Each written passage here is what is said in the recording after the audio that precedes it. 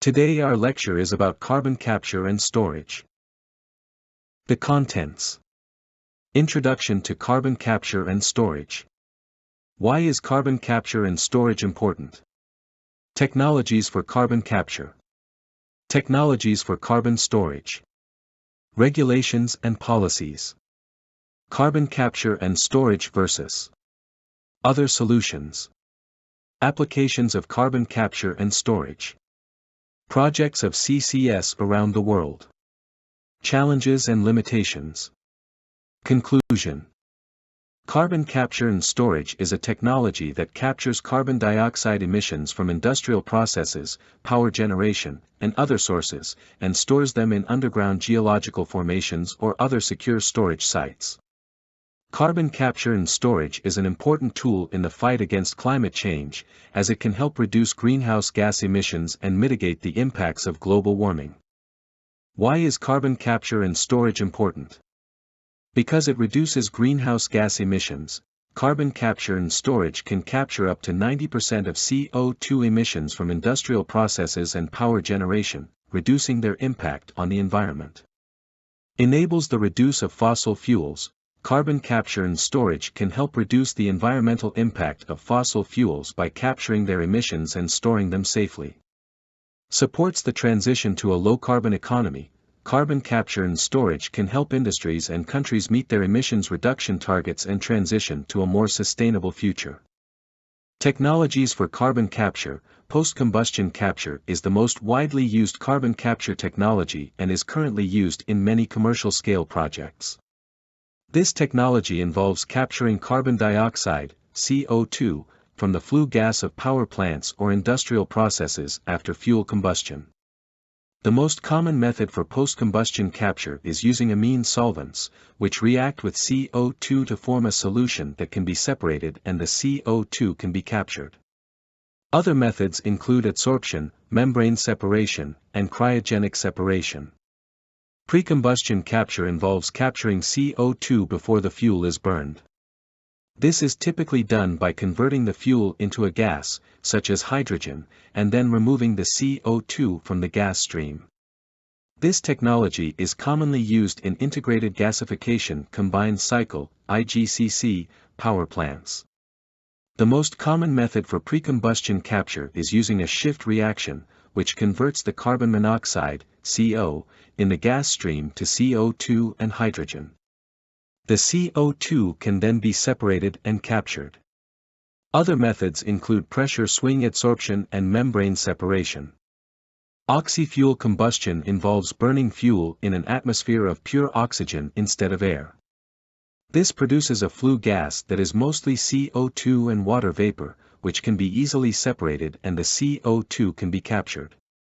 This technology is currently being used in some power plants and industrial processes.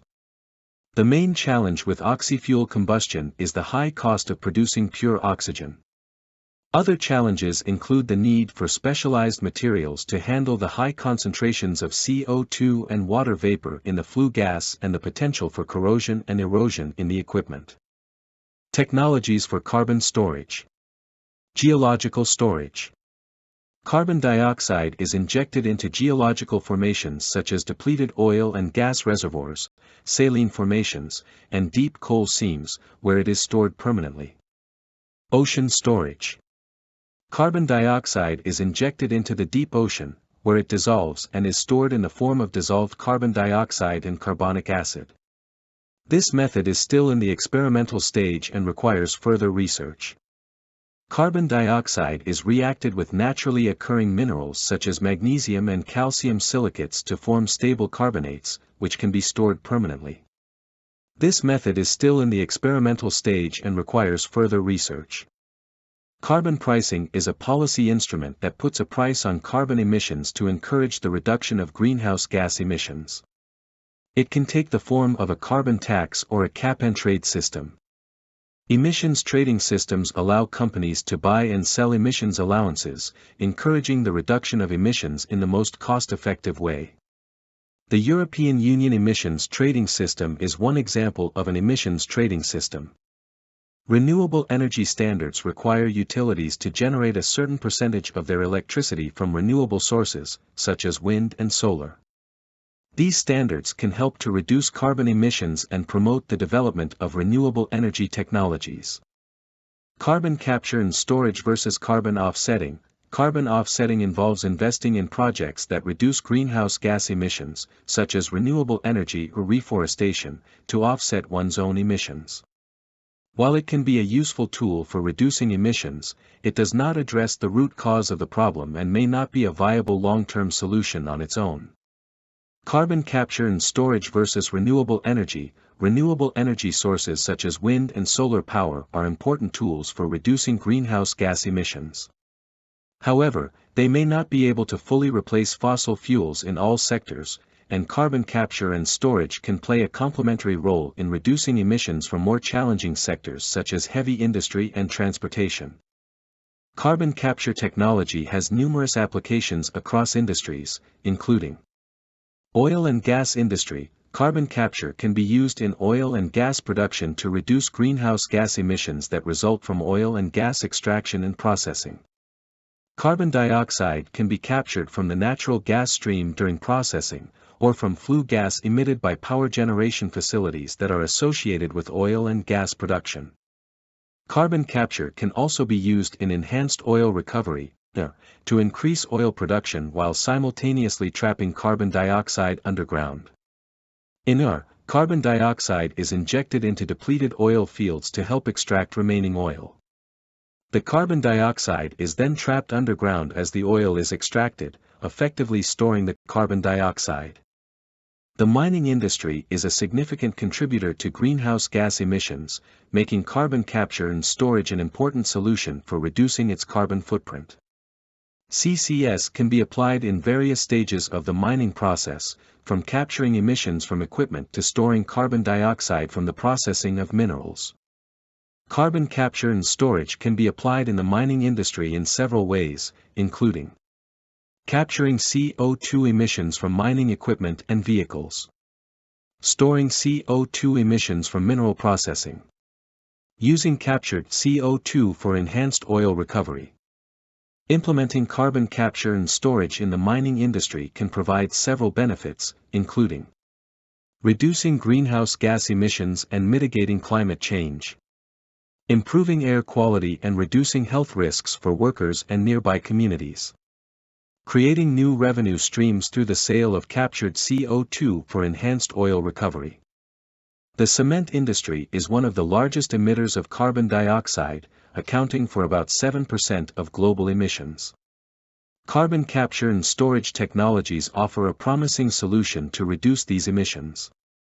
Several carbon capture and storage technologies are being developed and tested for the cement industry, including post-combustion capture, oxy-fuel combustion, and pre-combustion capture.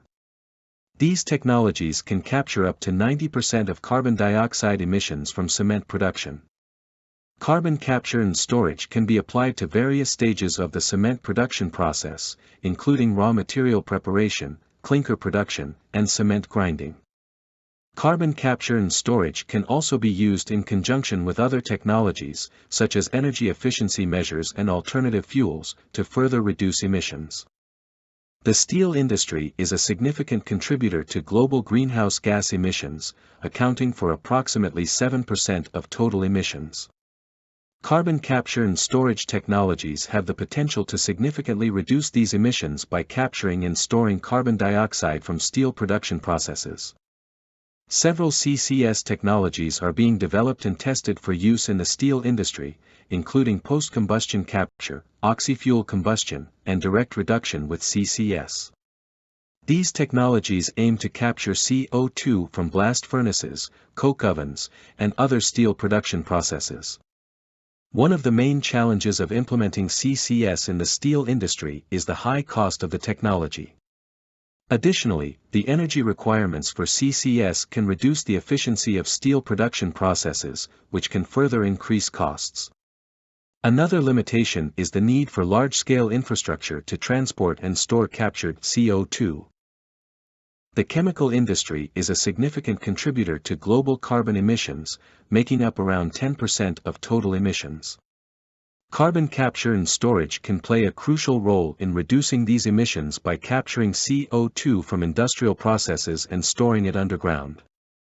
There are several carbon capture and storage technologies that can be used in the chemical industry, including post-combustion capture, pre-combustion capture, and oxy-fuel combustion. Each technology has its own advantages and disadvantages, and the most suitable technology will depend on the specific industrial process and plant design. Carbon capture and storage technologies can be applied to various processes in the chemical industry, including ammonia production, hydrogen production, and ethylene production. By capturing and storing CO2 emissions, carbon capture and storage technologies can help reduce the carbon footprint of these processes and make them more environmentally sustainable. The pulp and paper industry is a significant contributor to greenhouse gas emissions due to the energy-intensive processes involved in paper production. Carbon capture and storage technologies can help reduce these emissions by capturing carbon dioxide from the manufacturing process and storing it underground or utilizing it for other purposes. There are several technologies available for carbon capture in the pulp and paper industry, including post-combustion capture, pre-combustion capture, and oxy-fuel combustion. Post-combustion capture involves capturing CO2 from flue gas after the fuel has been burned. Pre-combustion capture involves converting the fuel into a gas before combustion, allowing for easier separation of CO2. Oxy-fuel combustion involves burning the fuel in an oxygen-rich environment, which produces a concentrated stream of CO2 that can be captured more easily. In the pulp and paper industry, captured CO2 can also be used in the pulping process to create a more sustainable and efficient production process. The waste management industry plays a significant role in reducing carbon emissions through carbon capture and storage technologies. Waste-to-energy facilities and landfills are two major sources of carbon emissions in the waste management industry. Carbon capture and storage technologies can capture and store carbon emissions from these sources, reducing their impact on the environment. Waste-to-energy facilities burn waste to generate electricity. The combustion process releases carbon dioxide and other greenhouse gases into the atmosphere. Carbon capture and storage technologies can capture these emissions and store them underground or repurpose them for other industrial uses. Landfills are another major source of carbon emissions in the waste management industry. As waste decomposes, it releases methane, a potent greenhouse gas. Carbon capture and storage technologies can capture and store these emissions or convert them into energy through anaerobic digestion. The shipping industry is a significant contributor to global carbon emissions, accounting for approximately 2.5% of global greenhouse gas emissions. As a result, there has been growing interest in exploring carbon capture and storage technologies to reduce emissions from the shipping industry. Currently, there are no large-scale carbon capture and storage projects in the shipping industry. However, there have been several pilot projects and studies exploring the feasibility of carbon capture and storage in the shipping industry. Capturing CO2 emissions from ship exhausts and storing them in onshore or offshore storage sites. Using carbon capture and storage to capture and store CO2 emissions generated during the production of shipping fuels, such as liquefied natural gas (LNG). The high cost of retrofitting existing ships with carbon capture and storage technology. The limited availability of suitable storage sites for captured CO2. The aviation industry is one of the largest contributors to carbon emissions, accounting for around 2% of global emissions. Carbon capture and storage technology can play a vital role in reducing these emissions by capturing carbon dioxide from aircraft engines and storing it underground. The development of carbon capture and storage technology for aviation is still in its early stages, but there are several promising initiatives underway, such as the EU-funded project, Clean Sky 2, is working on developing a carbon capture system for aircraft engines. The UK government has provided funding for a project to develop a hybrid electric aircraft with carbon capture and storage technology. Boeing is working on a project to develop a hybrid electric aircraft with carbon capture and storage technology that could reduce emissions by up to 80%. The automotive industry is a significant contributor to greenhouse gas emissions, and carbon capture and storage technologies offer a potential solution to reduce these emissions. Carbon capture and storage can be applied to both the production of vehicles and their operation. Carbon capture and storage can be used in the production of vehicles to capture and store carbon dioxide emissions that are generated during the manufacturing process. This can include emissions from the production of materials such as steel and aluminum, as well as emissions from the energy used in manufacturing. Carbon capture and storage can also be applied to the operation of vehicles to capture and store carbon dioxide emissions from the combustion of fossil fuels. One potential application is in the use of carbon capture and storage technologies in power plants that generate the electricity used to charge electric vehicles. Carbon capture and storage can also be used in the production and distribution of biofuels, which can help to reduce emissions from transportation. The food industry is responsible for a significant portion of global greenhouse gas emissions, accounting for approximately 19% of total emissions. These emissions come from various sources, including agricultural practices, transportation, processing, and packaging. Technologies that can be applied in the food industry to reduce emissions. One such technology is bioenergy with carbon capture and storage (BCCS), which involves capturing carbon dioxide emissions from biomass combustion and storing them underground. Another technology is direct air capture (DAC), which involves capturing carbon dioxide directly from the atmosphere and storing it underground. Carbon capture and storage can be applied in various areas of the food industry, including agriculture, food processing, and packaging. In agriculture, carbon capture and storage can be used to capture emissions from livestock and soil. In food processing, carbon capture and storage can be used to capture emissions from industrial processes such as fermentation and refrigeration.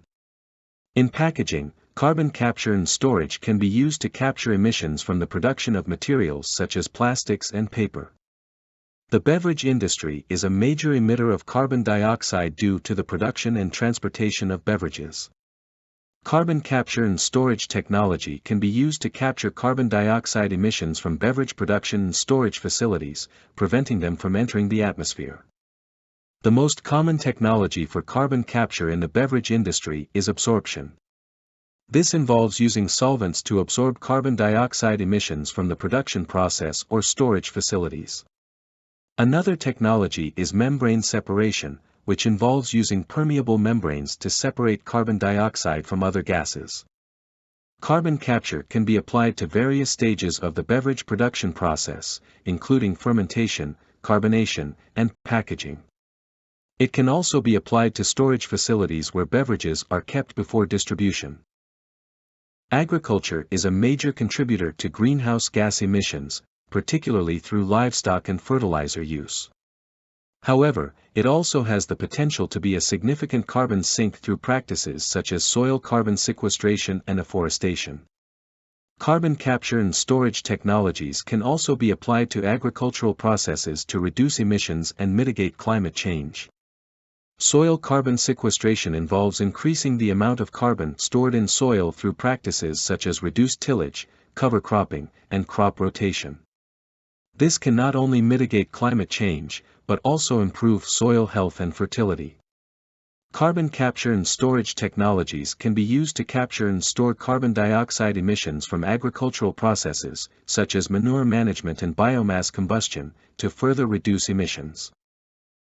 The building sector is responsible for a significant portion of global greenhouse gas emissions, making it a crucial area for implementing carbon capture and storage technologies. Technologies of carbon capture and storage in the building sector involves capturing carbon dioxide emissions from sources such as heating, ventilation, and air conditioning (HVAC) systems, and storing them underground or using them for enhanced oil recovery (OR). Current carbon capture and storage projects in the building sector. The Oslo Opera House in Norway uses carbon capture and storage technology to capture emissions from its cooling system and store them underground. The Capitol Power Plant in Washington, D.C. uses carbon capture and storage to capture carbon dioxide emissions from its boiler stack and transport them via pipeline to an OR site in West Virginia. The Caledonia building in Scotland uses carbon capture and storage to capture emissions from its biomass boiler and store them underground. Here are some examples of carbon capture and storage projects around the world. Boundary Dam Carbon Capture Project, Canada. This project, located in Saskatchewan, is the world's first commercial-scale carbon capture and storage project at a coal-fired power plant. It captures around 90% of the CO2 emissions from the plant, which is equivalent to taking 250,000 cars off the road each year. The captured CO2 is transported by pipeline and stored underground. Sleipner Carbon Capture and Storage Project, Norway. This project, located in the North Sea, has been in operation since 1996. It captures CO2 from natural gas production and stores it in a deep saline aquifer. The project has been successful in reducing CO2 emissions and has provided valuable data on the long-term storage of CO2. Gorgon Carbon Dioxide Injection Project, Australia. This project, located off the coast of Western Australia, captures CO2 from a natural gas processing plant and injects it into a deep saline aquifer. The project has the capacity to capture and store up to 4 million tons of CO2 per year, which is equivalent to taking 1 million cars off the road each year. Petra Nova Carbon Capture Project, USA. This project, located in Texas, captures CO2 from a coal-fired power plant and stores it in an oil field. The captured CO2 is used for enhanced oil recovery, which involves injecting CO2 into oil reservoirs to increase the amount of oil that can be extracted. The project has the capacity to capture and store around 1.6 million tons of CO2 per year. Carbon capture and storage technologies are capital-intensive, which means that the initial costs of building and operating these systems can be very high. However, the long-term benefits of reducing carbon emissions and mitigating climate change make them a worthwhile investment for many governments and private companies. The costs of carbon capture and storage projects depend on several factors, including the size and complexity of the project, the type of technology used, and the location of the project. Generally, the costs can be broken down into three categories: capital costs, operating costs, and financing costs. Capital costs refer to the expenses associated with building and installing the equipment and infrastructure required for carbon capture and storage. These costs can vary widely depending on the type of technology used and the size of the project. According to the International Energy Agency (IEA), the capital costs for a typical carbon capture and storage project range from $1,500 to $4,000 per ton of carbon dioxide captured and stored. Operating costs refer to the ongoing expenses associated with running and maintaining a carbon capture and storage system. These costs include energy and materials required for the capture and storage processes, as well as labor and maintenance costs. The IEA estimates that the operating costs for a typical carbon capture and storage project range from $20 to $80 per ton of CO2 captured and stored. Financing costs refer to the expenses associated with obtaining funding for a carbon capture and storage project. These costs can include interest payments on loans, fees for financial services, and other expenses related to securing financing. The IEA estimates that financing costs for a typical carbon capture and storage project can range from $10 to $40 per ton of CO2 captured and stored. Despite the high costs of carbon capture and storage projects, there are several financing options available to help offset these expenses. These include government grants and subsidies, private investment, and carbon pricing mechanisms such as carbon taxes or cap-and-trade systems. In addition, some companies are exploring innovative financing models such as carbon capture bonds or carbon offsetting schemes to help fund carbon capture and storage projects. Technical challenges. There are also technical challenges associated with carbon capture and storage, such as the need for large amounts of energy to operate the capture systems and the potential for leaks or other safety concerns during storage. Another challenge is the need for supportive regulatory and policy frameworks to encourage the development and deployment of carbon capture and storage technologies. This includes policies that incentivize investment in these technologies and regulations that ensure their safe and effective operation. Finally, public perception and acceptance of carbon capture and storage technologies can be a challenge. Some people may be skeptical of the safety and effectiveness of these technologies, while others may view them as a way to prolong the use of fossil fuels rather than transitioning to cleaner energy sources. Discussed technologies, regulations, projects, challenges, limitations, several applications of carbon capture and storage. And I conclude that the benefits of using sustainable energy sources to reduce carbon emissions cannot be overstated. By transitioning to renewable energy sources, we can significantly reduce our reliance on fossil fuels and decrease harmful carbon emissions. Not only will this help mitigate the effects of climate change, but it will also create new job opportunities in the growing renewable energy sector. Additionally, sustainable energy sources can improve energy security and reduce dependence on foreign oil. It is clear that investing in sustainable energy is not only good for the environment, but also for our economy and national security. Thanks. You can find a link below in the description to download a free copy of the presentation. The link takes you directly to Google Drive. Please like, subscribe and write a comment. Please don't sell the presentation or upload the file to another websites because it's copyrighted. So what is the next video? Write down in the comments section the topic of the presentation and the number of slides. See you in the next video. Presentations upon your request.